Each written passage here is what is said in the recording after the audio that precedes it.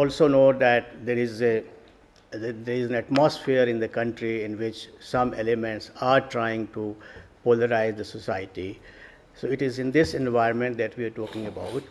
Most of all, the people who are trying to divide us are in Pakistan, and they have come up with a new theory of Ghazwa-E-Hind, which is, you see, the fights and struggles in which the Prophet used to get involved were called Ghazwa.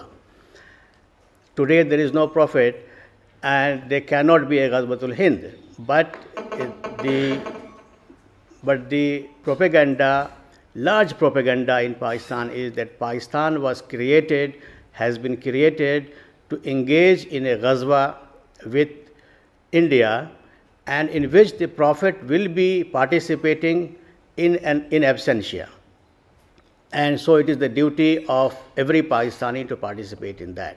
And for this, they are just giving a very, very weak hadith from Hazrat Abu Huraira, which is not found in any of the authentic books, that the Prophet said that fighting against India would be considered one of the best ghazwas that I engage in personally. Now, this kind of atmosphere, you may not believe it, but in Pakistan you will find that these people are publishing photographs of Pakistani flags flying on our Red Fort. I mean, you may laugh at it, but believe me, these people are very serious, and they think that they can do it. And for that, one of the elements is to divide our society here, to find some elements within my community in India also who can help them in doing that. So these kind of conspiracies are going on, in which we have to re-establish our faith in the composite culture that has sustained us for centuries. You see, Islam and India have been connected for 1300, 1400 years. And for the first 1300 years at least, there has been no violence as such between Islam and India. Islam was welcomed in India, first in South India, then even in Sindh when the Arabs came and they conquered. The most important thing that happened there is that though Hindus living in Sindh were polytheists, could have been considered idol worshippers and dismissed as kuffar by the Muslims who had come, but they studied Hindu scriptures and they found that Hindus are actually Ahle Kitab. So right from the 7/11, when Abu Qasim had come and captured Sindh, Hindus have been treated as Ahle Kitab. Now, Ahle Kitab is, what is the concept of Ahle Kitab? Some of you may not know.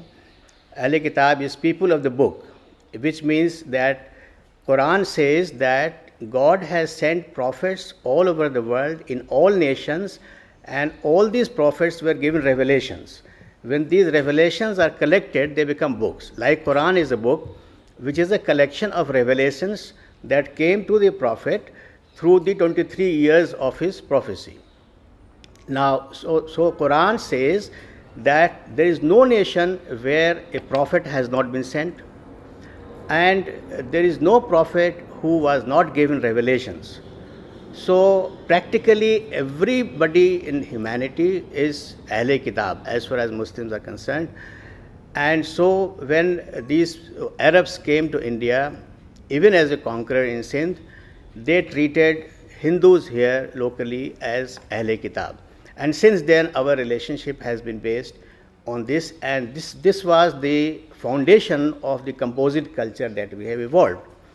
In this, Hindu philosophers, etc., have also made a great deal of contribution, and I would particularly like to quote some of the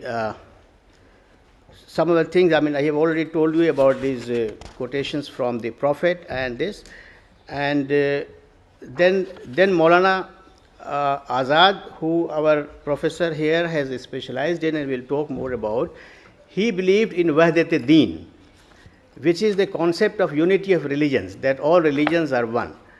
And the same concept was earlier explained in much more detail by one of the greatest Islamic scholars and mystics, Ibn Arabi. I'll give you a quotation from him, from Al-Fusus. This is one of his very well-known books. Beware of restricting yourself. This is what Ibn Arabi says. Beware of restricting yourself to one particular religion and disbelieving in everything else, so that great good would be missed by you. Indeed, you would miss attainment of knowledge of the affair in the form he is following.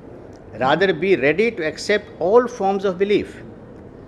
This is because Allah is higher and greater than to be comprehended by one belief to the exclusion of others. Rather, all are correct, and everyone who is correct receives award, and everyone who is rewarded is fortunate, and everyone who is fortunate is one with whom he is pleased.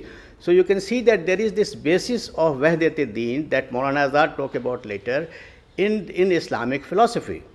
And many Sufi saints in India, for instance, Mazhar Jana Jana is very well known in that. He accepted Hazrat Ram and Hazrat Krishna also as prophets. I mean, he talked about that. Then you know about Allama Iqbal, who called Hazrat Ram Imamul Hind. There can be no better description for Ramchandraji from an Islamic philosopher, who is also considered by Islam, by Pakistan today, as one of the founders of Pakistan. But he considered Hazrat Ramchandraji as Imamul Hind. Swami Vivekanand, that Professor Anand Kumar ji also talked about, had probably the most intuitive and the best idea of the relationship between Hinduism and Islam that should be and should exist. He himself did not dwell on that idea much for some reason, probably he didn't find time. We Hindus and Muslims also did not take that idea further. The idea was, he gave in one of his letters, he wrote, I see in my mind's eye the future perfect India, rising out of this chaos and strife, glorious and invincible, with Vedanta brain and Islam body. Now this is from his letters, one of his letters. Now this is a key, this could have been actually a key to a greater depth of relationship between Islam and Hinduism, of our composite culture. Had we pursued this idea further, had he himself also gone in greater detail about what he actually meant by it and how it could be implemented, perhaps we could have even avoided the horrors of partition and many other things that have happened since then.